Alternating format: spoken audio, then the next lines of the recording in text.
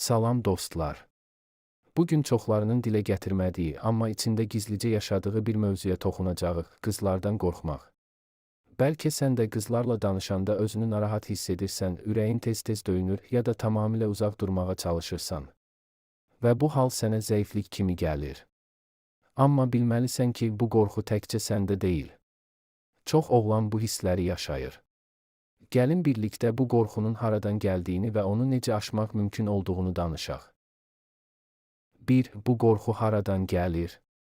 Əvvəlcə başa düşməliyik ki, bu qorxu uşaq vaxtlarımızdan formalaşmağa başlayır. Məktəbdə qızların bizi lağa qoymasından qorxuruq. Cəmiyyət bizə deyir ki, oğlan hər zaman güclü olmalıdır, səhv etməməlidir. Filmlər, sosial media isə bizə ideal oğlan obrazı göstərir. Və biz onlara bənzəmədiyimiz üçün utanırıq. Bu qorxunun bir başqa səbəbi isə özgüvən çatışmazlığıdır. Özümüzü kifayət qədər maraqlı, yaraşıqlı və ya dəyərli hiss etmirik. Ona görə də bir qızın bizi rədd etməsi sanki bütün şəxsiyyətimizi rədd etməsi kimi gəlir. 2. Qorxu necə görünür?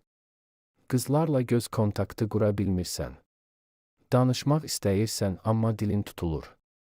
Yazışmalarda çox rahat olursan, amma real həyatda qaçırsan. Hətta bəzən qızların olduğu yerlərə getmək istəmirsən. Əgər bu hal sənə tanışdırsa, narahat olma. Bu qorxu normaldır, amma qalıcı olmaq məcburiyyətində deyil. 3. Bəs bu qorxunu necə aşıram? 1. Qəbul et. İlk addım qorxunu qəbul etməkdir. Özünü günahlandırma. Bu qorxu sənin kim olduğunu müəyyənləşdirmir, sadəcə bir hissdir. Hisslər isə dəyişir. 2. Qadınları müqəddəsləşdirmə, unutma ki, qızlar da bizim kimi insandır.